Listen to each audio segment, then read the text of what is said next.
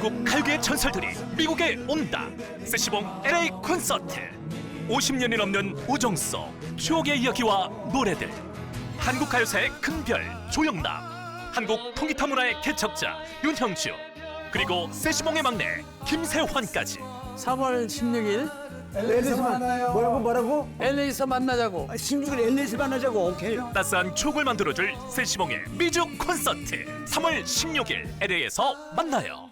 따스한 햇살 그리고 설렘이 피어나는 봄. 라디오 서울과 함께 싱그러운 봄을 맞이하세요. 강혜신의 오늘의 미국.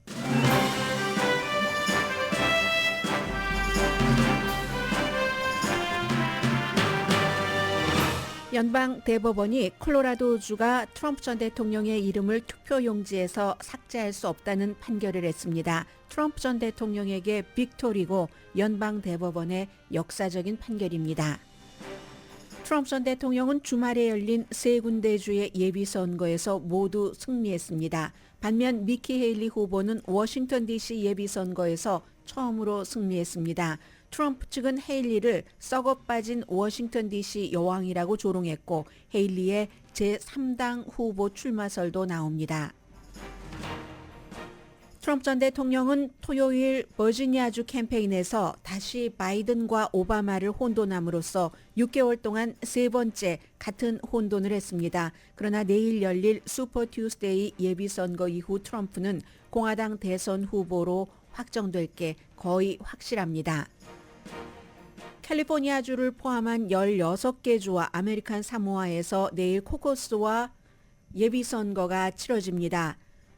대통령 선거가 가장 주목을 받지만 상원, 하원, 주지사와 로컬 선거들이 치러지는데 캘리포니아주에서는 주민 발의안 1위 전국적으로 주목받고 있습니다. 트럼프 전 대통령의 지지자들이 가짜 사진을 제작해 홍보하고 있습니다. 트럼프 전 대통령이 자신을 지지하는 흑인들과 포옹하고 활짝 웃는 사진인데 가짜입니다. 인공지능의 미래를 보여줍니다. 프랑스가 헌법에 낙태 권리를 표시하는 최초의 국가가 됩니다. 오늘입니다. 낙태와 인공수정이 핫버튼인 미국과 비교됩니다. 미국 부통령이 이스라엘에 즉각 휴전을 요구한 뒤 오늘 백악관에서 이스라엘 국방장관을 만납니다. 중도파인 베니 간츠 이스라엘 국방장관은 네타냐후 허락 없이 미국을 방문했고 네타냐후는 이스라엘의 총리는 한 명이라고 화를 내고 있습니다. 여러분 안녕하십니까? 오늘의 미국 강혜신입니다. 뉴스가 이제 여러 가지 특히 이제 내일이 슈퍼 튜스데이이기 때문에 선거 쪽으로 흘러가다가 한 가지로 쫙 몰려버렸습니다. 탑 뉴스가 확 뒤집히는 그런 순간이 오늘 아침에 일어났습니다. 연방 대법원이 만장일치로 트럼프 전 대통령 이름이 콜로라도주 투표용지에 박히도록 원래 박혀 있죠? 그걸 뽑아내지 못하도록 삭제하지 못하도록 판결했습니다. 의사당 폭동 사건과 관련된 전직 대통령의 행위 때문에 시작된 고소였고 콜로라도주 대법원이 삭제한다라고 판결을 한 뒤에 트럼프 전 대통령이 항소했고 연방 대법원이 이 항소를 심의하기로 했고 진보 3명을 포함해서 9명이 이유는 달랐지만 그냥 투표용지에 이름을 올려야지 된다라고 판결을 내렸습니다. 수정헌법 14조와 3항 이게 이제 구분이 돼야지 되는데 14조에서 전체적으로는 국가의 반란을 일으켰거나 반란을 일으킨 사람을 돕는 그런 행위를 한 사람이 어떤 선거에 출마할 수 없도록 연방선거에도 그런데 여기에 대통령이라고 딱히 못 박지 않았다는 겁니다. 3항을 보면은요. 그렇기 때문에 결국은 대통령이 될 자격이 없다라고 하는 사람은 전체적으로 반란이나 반란을 도운 사람은 자격이 없다라는 것이고 판결 자체는 그런데 여기에 대통령이라고 딱 명시되어 있지 않았다는 겁니다. 연방 대법원은 진보 3명이 얘기하기를 대통령이라는 게 없기 때문에 수정헌법 14조 3항에는 주 정부가 일방적으로 제외시킬 수 없다. 콜로라도라는 한 주 정부가 제외시켜서 어떻게 연방 선거를 관할을 하느냐. 결국은 의회가 책임이 있다. 이런 게 이제 진보적인 대법원 판사들의 말이 중요하겠죠. 굉장히 혼란스러워질 것이다 라고 얘기를 했습니다.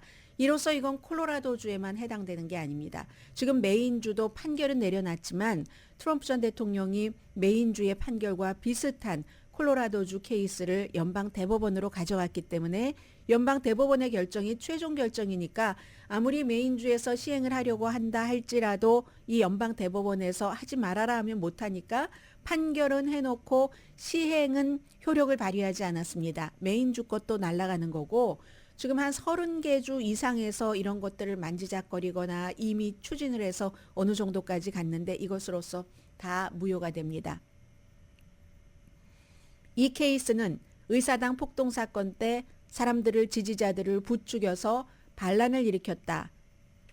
그러므로 이 사람은 대통령이 될 자격이 없다라는 소송은 끝났습니다. 완전히 끝났습니다. 그래서 이제 콜로라도 주 자체와 또 고소를 한 그런 뭐 여러 그룹들이 있겠죠. 그런 사람들은 위안을 받기는 위안을 받습니다. 연방 대법원이 그냥 투표용지에 이름을 놔두세요 라고 얘기를 했지만 그렇다고 트럼프 전 대통령이 반란하는 사람을 지지했다던가 반란에 가담한 것이 아니라거나 이런 이유로 그런 게 아니라 혼란이 일어날 수 있다. 한 주가 어떻게 대통령 선거를 뽑는 그럼 다른 주들은 다 어찌하라고 그런 판결을 내린 이 선동을 한 트럼프 전 대통령을 면죄하지 않았다는 그 이유로 판결에 위안을 삼고 있습니다. 네, 많은 분들은 그런 얘기를 하십니다. 트럼프 전 대통령이 언제 지지자들에게 가서 그렇게 폭동을 일으키고 몇 사람이나 숨지고 1000명 이상이 기소되게 하는 것을 기획을 했겠는가? 네, 그렇게 생각하시는 분들도 많을 것 같습니다. 트럼프 전 대통령이 분명히 차기 대통령을 선포하는 그 선포 자체를 막으라고 지지자들에게 하기는 했지만 그 이후에 이렇게 많은 사람이 다치고 숨지고 하는 폭동까지 일으키라고 그걸 기획했다고 보지 않을 수 있습니다. 저도 사실은 그런 편이거든요. 트럼프 전 대통령도 거기까지는 생각 못했을 것 같다. 그러나 더 중요한 건 그 이후입니다.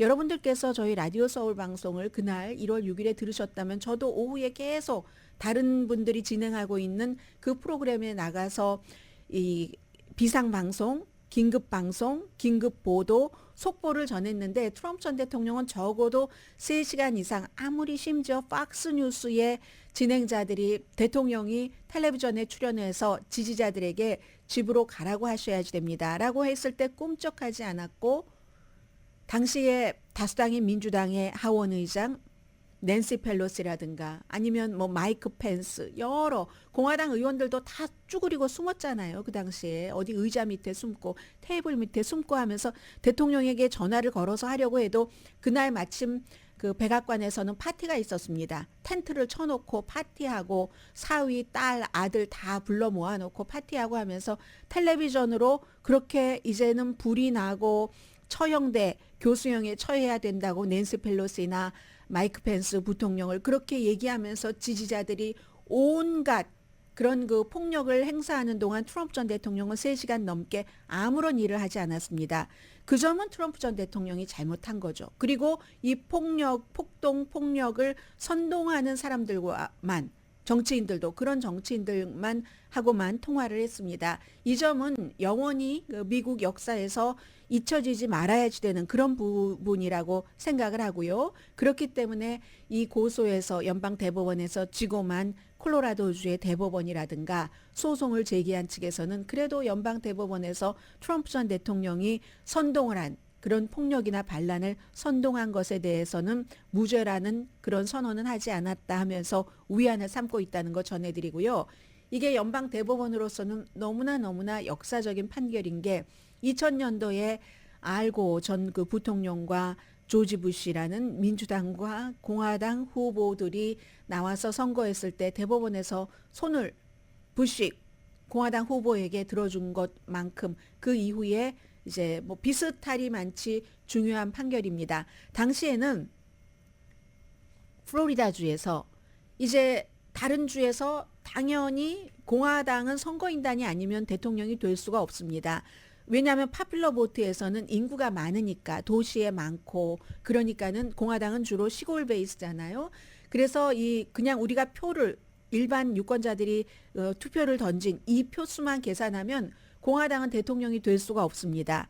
그래서 이제 선거인단 표로는 부시가 이겼지만 알고가 훨씬 많은 유권자들의 표를 받았고 마침 한 군데에서 플로리다주에서 그게 뭐 500 몇십 표 차이니까 재검표를 하고 있는 동안에 법원에서 중단해라.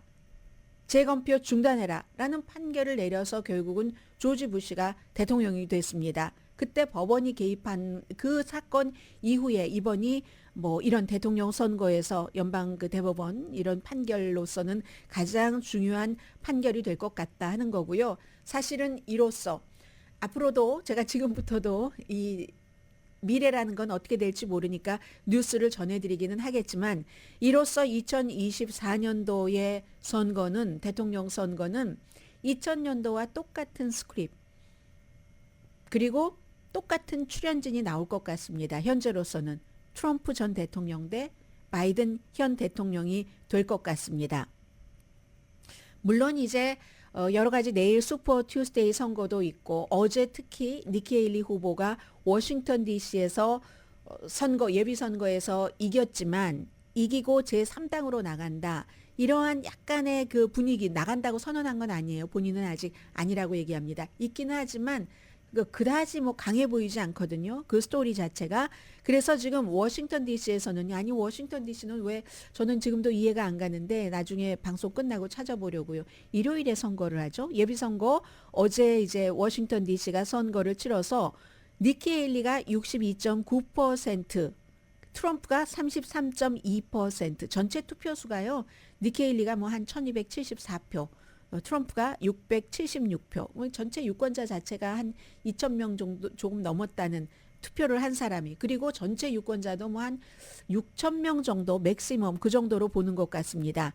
아무튼 이 니키 헤일리의 어제 워싱턴 DC의 예비선거에서의 승리는 공화당으로서는 처음으로 대선 예비선거에서 승리한 여성이 된 겁니다. 그리고 선거가 너무 복잡해서 워싱턴 DC 어머 나는 왜 어제 투표 안 했지 하실 분들 계실 텐데 민주당의 예비선거는 6월 달에 열립니다. 그렇기 때문에 워싱턴이 워낙에 선거 치르면은 뭐 95% 이상 어떤 땐 98%까지 민주당 나오잖아요. 그래서 공화당의 유권자가 최대 6,000명밖에 안 된다는 얘기입니다.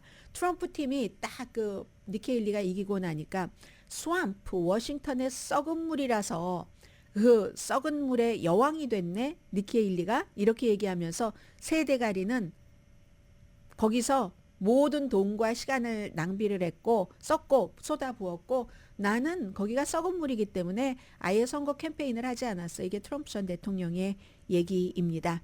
아무튼 주말에 트럼프 전 대통령은 워싱턴 DC 이전에 토요일에 미주리 아이다호 그리고 이제 미시건주의 코커스도 열렸잖아요. 거기서도 다 승리를 해서 지금 내일 슈퍼 튜스데이 선거가 치러지면 트럼프 전 대통령은 공화당의 대선 후보가 되는 1215표를 확보를 할 것 같습니다.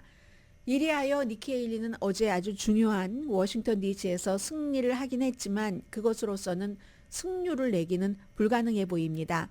지금 그 트럼프 전 대통령이 247명 대의원 표를 가져갔고 니키 헤일리가 43명 가져갔거든요. 론 디산티스가 9명 더 이상 캠페인 안 하지만 비벡 라마스와미가 3명 이렇게 가져갔습니다. 리자 머코우스키라는 엘라스카주의 온건한 공화당의 연방 상원 의원입니다. 주말에 나는 트럼프에게 절대로 투표를 할 수가 없어. couldn't. 바이든에게도 투표를 할 수가 없어. 그래서 니키 헤일리에게 투표를 하겠어. 이렇게 선언을 했습니다. 리자 머코우스키는 이 니키 헤일리 이전에도 조 맨슨이 만약에 나온다면 민주당이지만 뭐 공화당스러운 민주당이잖아요. 그에게 투표를 하겠다고 지난해 여름에 얘기하더니 조 맨슨은 이제 안 한다고 하니까 니키 헤일리에게 투표를 하겠다고 했습니다. 이건 결국은 니키 헤일리가 앞서 말씀드린 것처럼 예비선거에서 이겨서 공화당의 후보가 될 수 없지만 될 수 없다 할지라도 그 자신들의 생각을 끊임없이 그 표현을 하고 거기서 그냥 멈추지 않는 그런 모습을 리자 머코우스키가 보여주는 것 같습니다.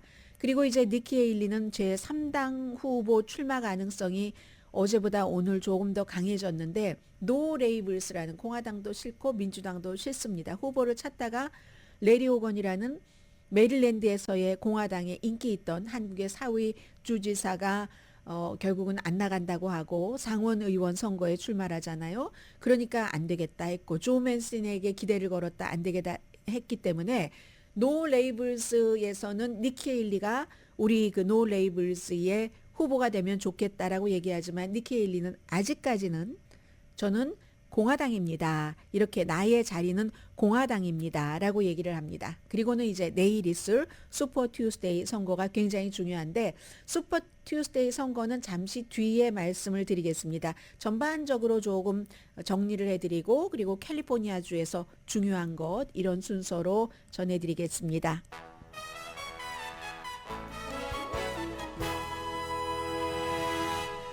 오늘의 미국은 전문가가 추천하는 이민법, 가정법 전문 제인정 종합법률 사무소, 총 20억 달러 승소, 교통사고와 상해 전문 브라이언 타필라와 CG 변호사 그룹 공동 후원입니다.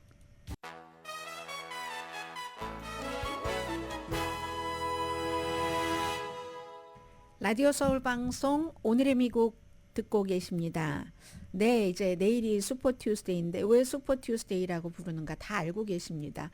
뭐 대의원 숫자가 3분의 1 이상이나 되는 16개 주와 아메리칸 사모아에서 선거가 치러지고 중요한 주가 많습니다. 이제 캘리포니아 주를 포함해서 그리고 이제 내일 선거에는 대선 후보가 있고 그 뭐 주 정부의 정치인들 상원 하원 연방 정부 상원 하원 주지사 그리고 얼마나 많은 로컬 선거 여기에는 또 한인들도 많이 출마를 하고 있죠. 아니면 나는 이미 이 자리를 갖고 있는데 도전자를 맡는 한인들도 많이 있어서요. 우선 16개 주를 불러드리면 엘라바마, 알래스카, 알칸소, 캘리포니아, 콜로라도, 메인, 매사추세츠, 미네소타, 콜로라도 주가 내일 이제 선거를 치르는데 이미 그 사이에 그 투표용지 때문에 오늘 연방대법원이 판결을 내렸지만 여러 가지 문제가 있었고 사전 투표를 한 사람들도 상당히 많습니다. 그 밖에는 이제 노스캐롤라이나, 텍사스, 오클라호마, 테네시, 유타, 버먼트, 버지니아 한국 분들 많이 살고 계시는 곳 다 내일 선거 치러요. 캘리포니아주, 뭐 엘라바마에 살고 계시는 분들도 많고 콜로라도, 매사추세츠 안 살고 계시는 곳이 있어야 말이죠. 텍사스, 유타, 버먼트는 조금 드물겠네요. 버지니아. 그리고 아이오와주가 지난번에 공화당 코커스는 했잖아요. 내일 민주당 코커스. 이렇게 미국이 복잡합니다. 워싱턴도요. 어제 공화당이었지만 민주당은 어제 하지 않았다는 건 말씀드렸었죠. 그리고 이제 마지막으로 민주당의 그 아메리칸 그 사모아의 코커스입니다. 이것도 또 아메리칸 사모아에서도 공화당은 금요일에 합니다.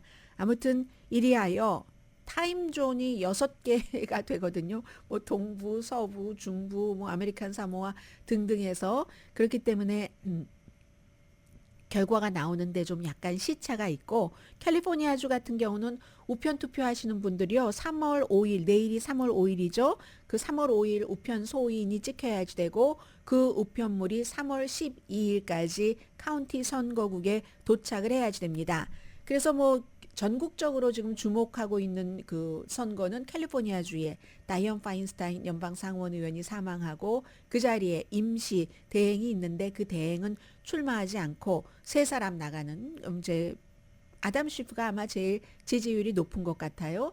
아담 쉬프를 그 포함을 해서 뭐 그런 그리고 또 한 사람은 뭐 캐리 포로 같은 경우는 그가 상원에 나감으로 인해서 데이빗 민 이 캘리포니아주의 상원 의원이 그 연방 하원 의원 자리에 가기도 하고 굉장히 이제 캘리포니아주의 다이언 파인스타인 연방 상원 의원 자리 선거가 주목되고 있고요.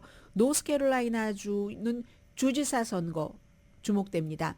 공화당이 컨트롤하고 있는데 민주당의 주지사 로이 쿠퍼가 임기 제한으로 나가지 않기 때문에 여기 민주당이야?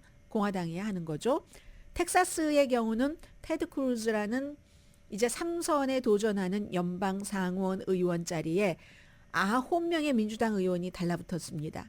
우리가 저 자리를 민주당으로 가져오겠어 하고 그리고 엘라바마의 경우는 새로운 그 의회 지도가 그려졌기 때문에 이게 보통 이제 선거 맵은 미국에서 공화당에게 굉장히 유리합니다. 그런데 이제 가끔 또 그 고소를 해서 민주당이 이기기도 하고 그게 이제 엘라바마 주니까 흑인들에게 왜 인구가 이만큼이나 됐는데 지역구를 아주 요상하게 분배를 해서 우리 아프리칸 아메리칸들이 뽑고 싶은 사람을 뽑지 못하게 하는가 이런 것들이 받아들여진 뒤에 법원에서 판결이 나오고 처음 투표를 하는 겁니다. 그게 주목되고요. 캘리포니아주를 특히 한인과 연관이 된 선거를 좀 말씀드리면 10지구 그레이스 유 후보 시의원 후보에 나가고 현 의원은 그 히더 홀트 의원 뭐 주말에 행사도 했죠. 그리고 주목되는 사람이 에디 앤더슨이라고 33살밖에 안 됐습니다. 이 히더 홀트 지금 현재 시의원은 원래는 마크 리들리 토마스 아주 불미스러운 일 때문에 나가면서 거기에 들어왔고 이 히더 홀트가 카멜라 해리스 부통령의 캘리포니아주 그 상원 의원 할 때 저 필드의 그 디렉터를 했었잖아요. 그리고 이제 그레이스 유 후보는 저희 라디오 서울 방송에 여러 번 나와서 인터뷰를 한 뭐 여러 번 이렇게 시의원에 도전을 하는 사람이고 50대고 그 에디 앤더슨이 또 주목이 되더군요. 33살이거든요. 아프리칸 아메리칸 목사면서 액티비스트입니다. 그래서 이제 그 시의 선거가 주목이 되고 12지구는 존리 현 그 코리안 아메리칸 그 시의원이죠. 도전자가 있습니다. 한 사람 세레나 오버스타인이라는 도전자가 있고 그리고 연방 선거에서는 캘리포니아주에서 공화당의 이제 2명 40지구의 영킴 하원 의원 2명의 도전자가 있고요. 45지구의 미셸 스틸 의원이 조금 더 도전이 강하다 이렇게 그 미국 전체적인 그 정치권에서는 보고 있는데 도전자가 4명이나 됩니다. 그리고 이제 데이브민 지금 주 상원 의원이 얼바이니 지역구고요. 교수하셨었죠. UC 얼바인에서 47지구 연방 하원에 출마합니다.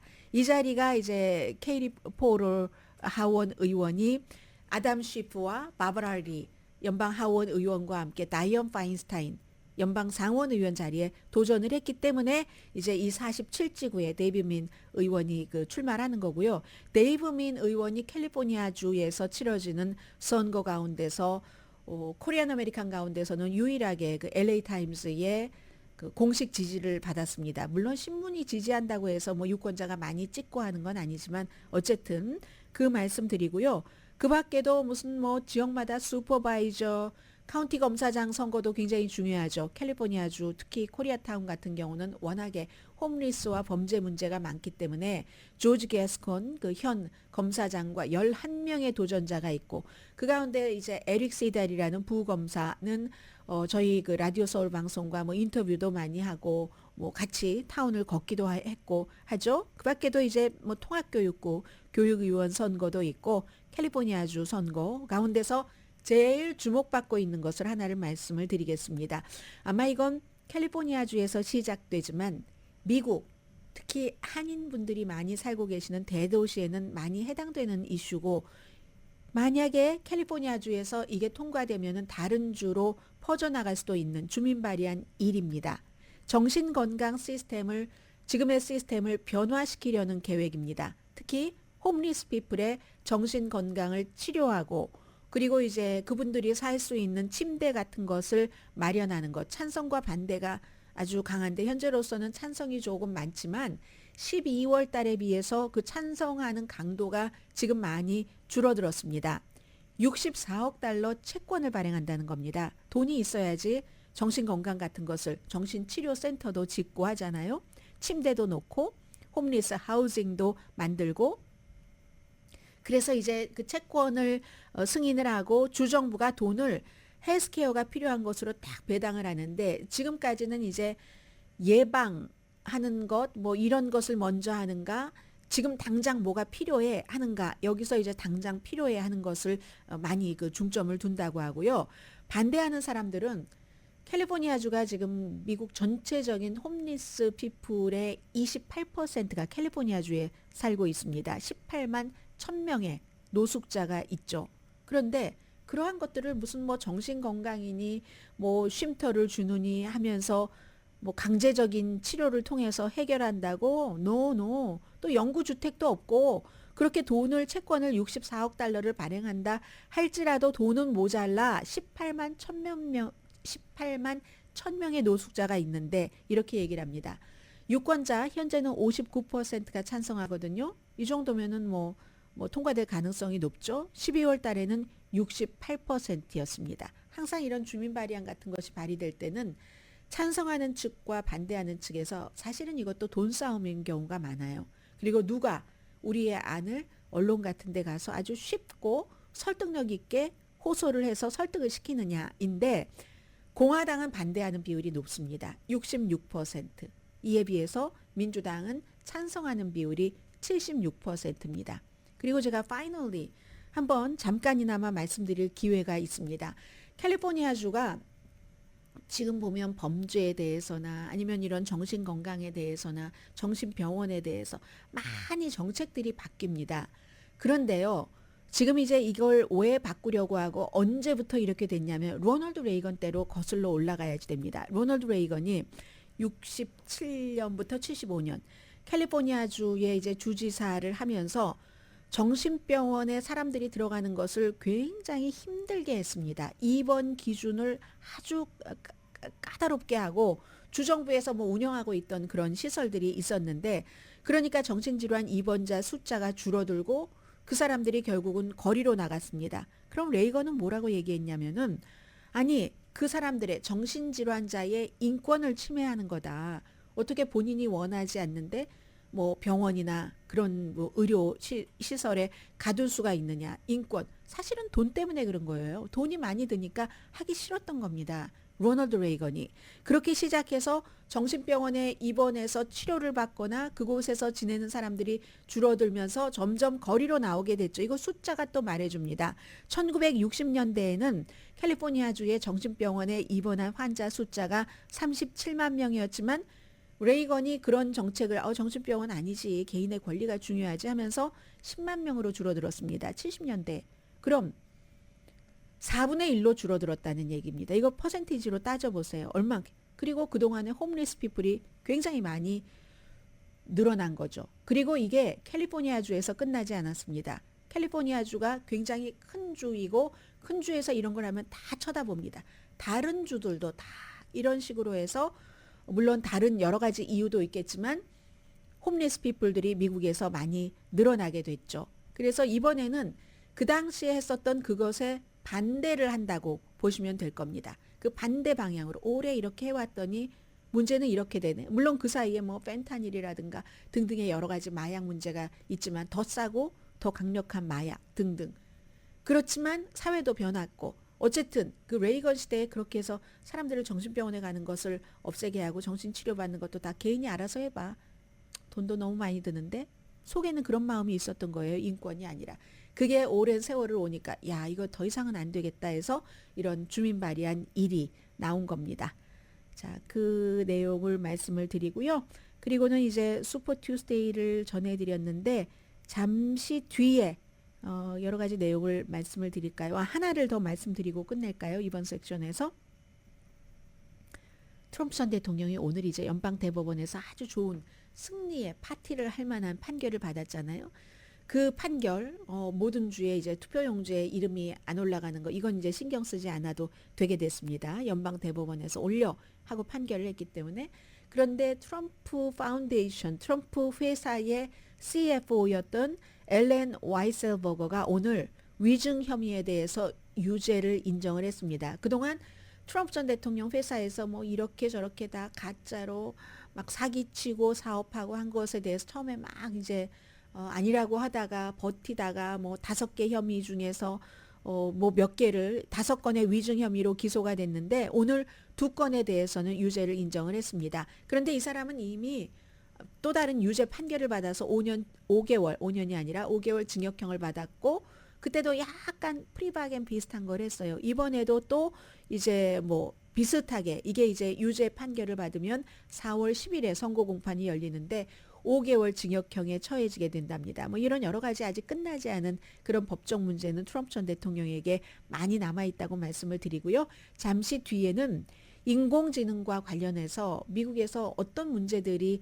일어나는가. 이제 이걸 보면 아, 일반 사람들에게도 이런 일들이 오겠구나 하는 것을 또다시 알 수가 있죠. 잠시 뒤에 뵙겠습니다.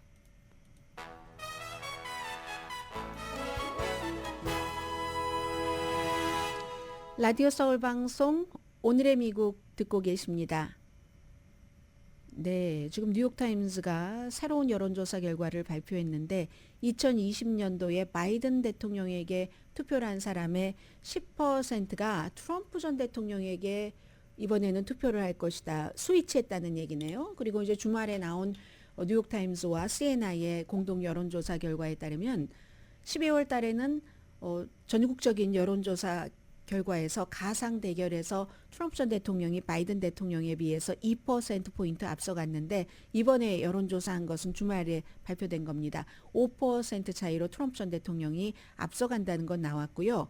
그런데 니키 헤일리와 바이든이 대결을 한다면 니키 헤일리가 45, 바이든이 35 해서 훨씬 2배 많은 게 되는 거죠. 그러나 니키 헤일리가 지금 공화당의 후보가 될 가능성은 없어 보입니다. 그리고 이제 같은 여론조사에서 특히 그 젊은 층, 45세 미만의 젊은 층이 바이든 대통령에게 불만을 많이 갖는 것.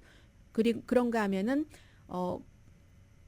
대학 교육을 받지 않은 노동계층의 유색인종이 2020년도에는 뭐 바이든 대통령을 한 뭐 77% 투표를 했다면은 지금은 뭐 한 10%도 차이가 나지 않습니다. 한 6% 정도 차이가 나는 것으로 기억이 돼요. 전에는 한 50% 차이가 났거든요. 여기를 뭐 77%를 지지하고 그리고 이제 나머지가 트럼프 전 대통령이니까. 그런데 그게 격차가 한 50%가 6% 정도로 10분의 1 정도만 남아있고 다 어디로 가버린 겁니다. 그게 굉장히 지금 중요하게 보여지고요. 그렇기 때문에 오늘 아침에 어떤 동료가 얘기를 하던데요. 트럼프가 대통령이 되는 거 아니냐고 하던데 누가 알겠어요? 그걸 누가 알겠어요? 라고 말할 수밖에 없지만 그러나 지금부터는 이제 시간이 조금씩 흘러가면 지금 8개월 남았잖아요.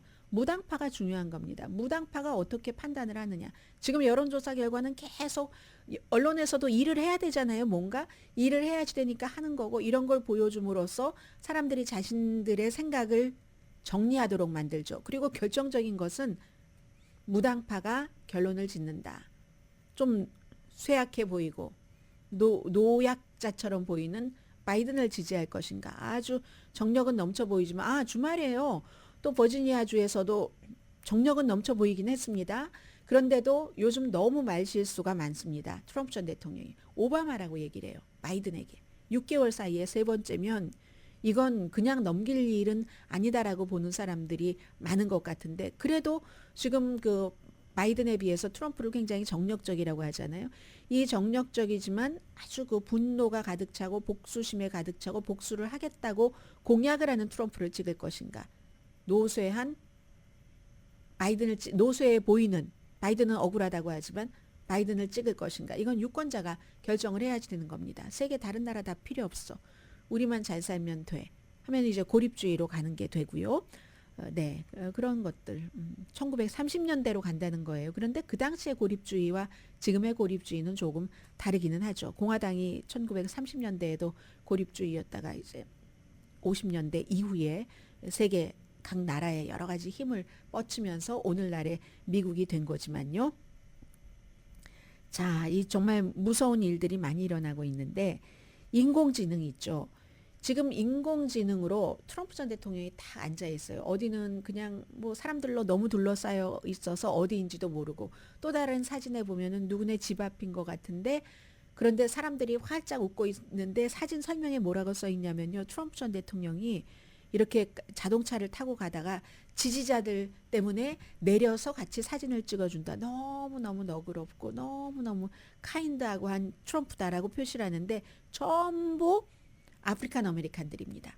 아프리칸 아메리칸들이 너무 좋아서 트럼프 전 대통령 주변에서 하는 이런 것은 결국은 목표 자체는 2020년도 아프리칸 아메리칸이 바이든을 워낙에 많이 지지를 했기 때문에 이 지지율도 떨어졌습니다. 전반적인 지지율이 바이든 대통령이 떨어지니까. 그러니까 그걸 가져오기 위한 것이라고 보여지는데 트럼프 전 대통령과 연관이 있는지는 캠프 측과 연관이 있는지는 모릅니다. 그런 건 아직 드러나지 않았고요. 다만 트럼프 전 대통령을 지지하는 사람들이 가짜 인공지능 사진을 만들어서 그것도 이제 BBC가 아이디를 쭉 추적을 해서 사진을 보니까 처음에는 진짜 사진 같이 보이는데 나중에 보면 너무 예뻐요. 얼굴에 막 오점 하나가 없고 너무 예쁘고 막 탱탱하고 이러니까 찾아보니까 누굴 찾았어요. 찾아서 BBC 방송이 그걸 이제 배포한 사람, 어떤 사람은 플로리다주에서 무슨 뭐 라디오 진행자도 있고 그렇습니다. 트럼프 지지자예요. 그래서 이제 연락을 하니까 그 사람들 하는 말이 이런 말이에요. 아니 내가 사실이라고 하진 않았는데 뭐 이런 식으로 얘기를 하거든요. 그럼 이게 예전에 대안사실이라는 그런 나의 취임식에 막 취임 첫날부터 한 말이 나의 취임식에 오바마 취임식보다 더 많이 왔어 하는 사진 보면은 너무나 비교가 되는데 그때 인공지능이 있었으면 사진으로도 더 많이 채워 넣었을 텐데 사진 보면 여기 뻥 뚫렸고 여기 많았는데도 그렇게 주장을 하면서 대안사실이라고 얘기를 했습니다. 그게 지금 8년 9년의 세월이 흐르니까 사람들이 거짓을 얘기하고 거짓으로 사진을 만드는 걸 이미지를 만드는 걸 아무렇지도 않게 생각합니다. 다만 그 사람들이 하는 얘기가 BBC 방송이 하는 얘기가 내가 그 사진이 사실이라고 주장하지 않았는데요. 그런데 내가 뭐가 잘못했다는 거야. 이런 식이거든요. 그 조회수가 막 수백만 건을 넘었고요. 근데 일부는 그런 것을 보면서 딱 알아봅니다.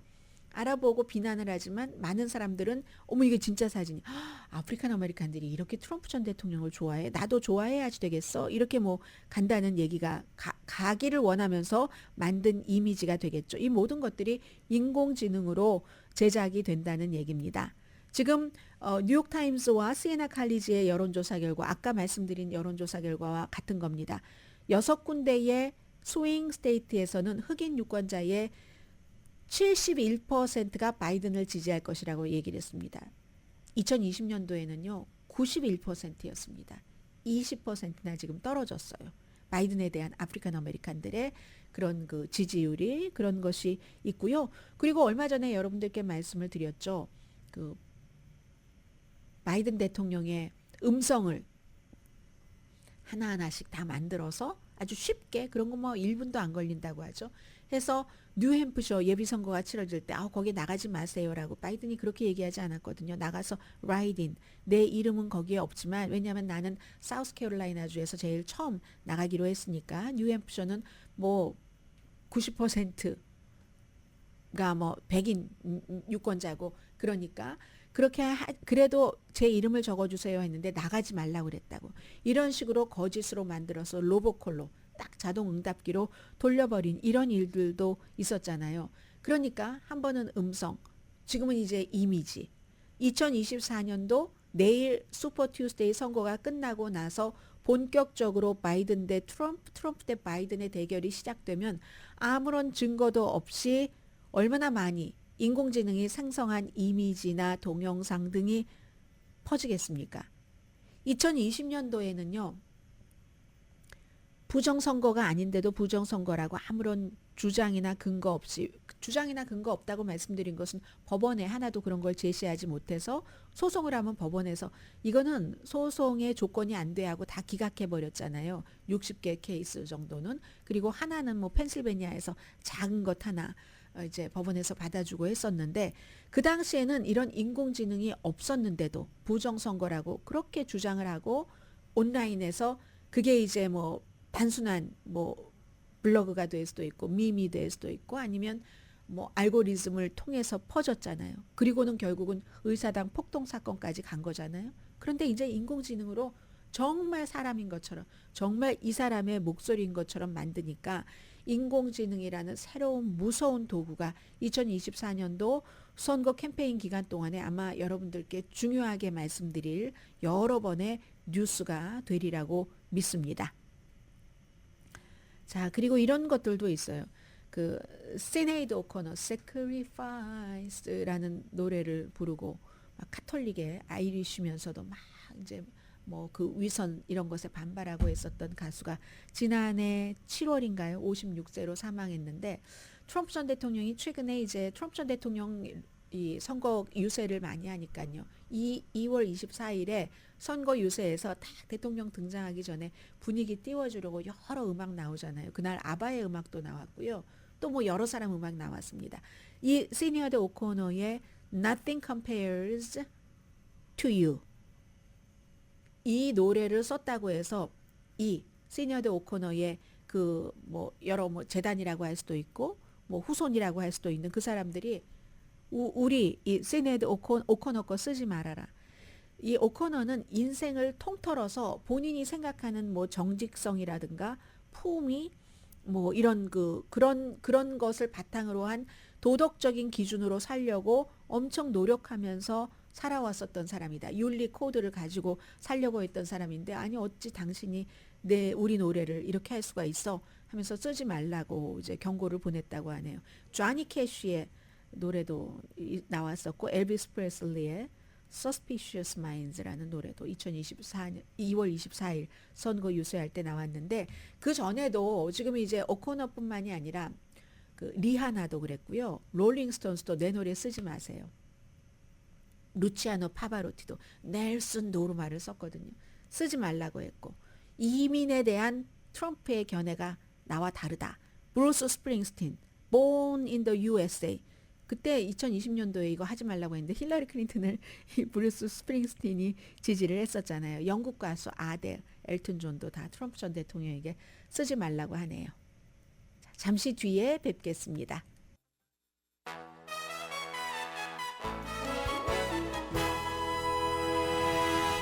라디오 서울 방송 오늘의 미국 듣고 계십니다. 트럼프 전 대통령이 연방 대법원에서 수정헌법 14조 3항에 따라서 트럼프의 이름을 투표용지에서 없앨 수 없다라는 판결을 내린 뒤에 지금 말하려고 해서 얘기를 하고 있습니다. Letitia James and Fonnie and deranged Jack Smith, what they should be doing is fighting violent crime.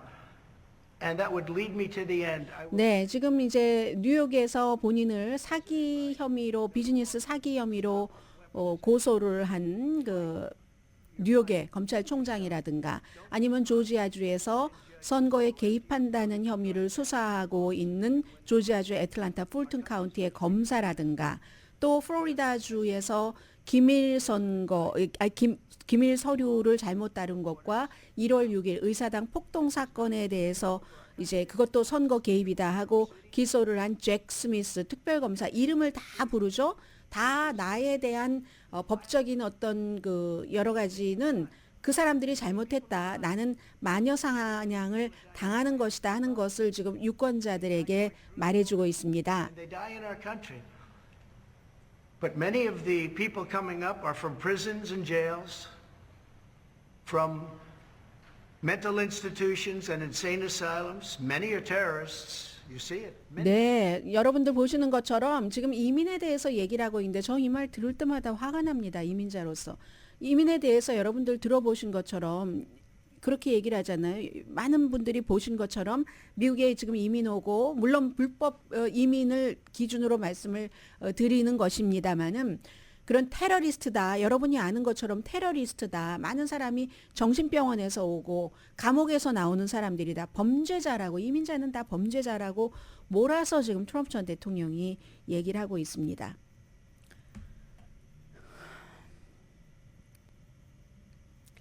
카멜라 해리스 부통령이 오늘 백악관에서 이스라엘의 베니 간츠 국방장관을 만납니다. 어제 뭐 얼마 전에 불과 그 미국이 유엔에서 즉각 휴전에 유일하게 반대표를 던지고 일관성 없어요. 미국의 이런 행동도. 그리고는 즉각 휴전을 해라라고 이스라엘에 얘기를 합니다. 가자 지구의 피해가 너무 크고 이게 바이든 대통령에게 정치적으로 나빠지니까 점점 적극적으로 그 이스라엘에 대해서 조금 반대적인 입장을 취한다라고밖에 볼 수가 없죠. 그래서 이제 휴전해라 이런 말을 하고 나서 베니 간츠 국방장관을 백악관에서 만나는데 네탄야후의 승인을 받지 않고 미국으로 온 거라는 겁니다. 하마스는 지금 또 뭐 어제 사이에 이 뉴스가 조금 바뀌어서 하마스가 6주일 휴전을 오케이, 거의 오케이 한다고 하거든요. 뭐 어제 그 이집트 카이로에서도 회담이 있었는데 상당히 진전이 있었다고 하고, 이스라엘 국내에서는 벤자민 네탄야후는 신뢰를 많이 잃어버린 건 사실이지만 자신의 정치적인 생존을 위해서 저 사람이 전쟁을 연장시키구나 이렇게 믿는 이스라엘 사람들이 아주 많답니다. 그런데 당장은 지금 뭐 선거를 치르지 않잖아요. 벤자민 네탄야후는. 그래서 미국은 백악관이 네탄야후를 이스라엘에도 위험하고 그 지역, 중동 지역에도 부담이 된다. 이런 걸 보여주고 싶다는 거죠. 이스라엘 내부와 세계에. 그래서 국방장관을 조금 온건하니까 이 국방장관이 벤자민 네탄야후보다 지금 그래서 이제 그 부통령이 지금 그 일을 맡고 있고요. 지금 가자 지구는 트럭이 가면은 그 무질서로 완전히 물건이 동이 나기도 하고, 또 전쟁 자체는 이스라엘 내부에서는 사람들이 막 가서 막 다 일하다가 말고 가서 전쟁터에 참여하고 하는데, 이게 아주 울트라 정통파 유대인들은 또 그걸 싫어한답니다. 지금까지 예외로 해줬었는데 전쟁에 참전하지 않도록 그걸 예외를 안 해줄 듯 하니까 또 이스라엘 내부에도 조금 뭔가 그 움직임이 있는 것 같고요. 우선 오늘의 미국을 도와주시는 분들부터 말씀을 드리고 마지막 이슈를 전해드리는 게 맞을 것 같네요. 오늘의 미국은 전문가가 추천하는 이민법, 가정법 전문 제인정 종합법률사무소, 총 20억 달러 승소, 교통사고와 상해 전문 브라이언 타필라와 CG 변호사그룹 공동 후원이었습니다. 10시에 브라보 마이 라이프 방송됩니다. 네, 프랑스 말씀을 조금 드리겠습니다. 오늘 미국 뉴스를 보면 프랑스에서 지난주에 이미 어느 정도 완성이 됐고, 프랑스도 양원이잖아요. 하원에서 먼저, 상원에서 나중에 해서 결국은 여성들의 낙태를 헌법으로 보장해준다 하는 게 오늘 이제 완전히 매듭이 지어지거든요. 르 베르사유 궁전에서요. 역사적으로 합동의회 회의를 열어서 헌법에 여성이 낙태할 권리를 명시한다는 겁니다. 헌법에 여성의 낙태를 명시한 국가는 프랑스가 최초가 된다고 하거든요. 임마누엘 마크롱 프랑스 정부가 이렇게 시작한 것은 미국에서 연방 대법원이 수십 년 전에 낙태를 합법화한 것을 뒤집는 판결을 보고서 이렇게 하면은 불안하지 하면서 움직임을 추진하기 시작을 했고, 굉장히 까다롭답니다. 이게요. 뭐 양원 5분의 3 이상의 찬성이 있었어야지 되는데 찬성을 했습니다. 그런데 프랑스의 상원의 경우는 거의 남자잖아요. 보수적인 사람들도 있는데 보수적인 상원도 80%가 지지를 했답니다. 프랑스는요, 응답자의 90%가 낙태 권리를 지지하고 86%는 이걸 이렇게 헌법에 포함시키는 것을 원한다는 겁니다. 이게 이제 미국과 반대 방향으로 나가는 거죠. 강혜신이었습니다.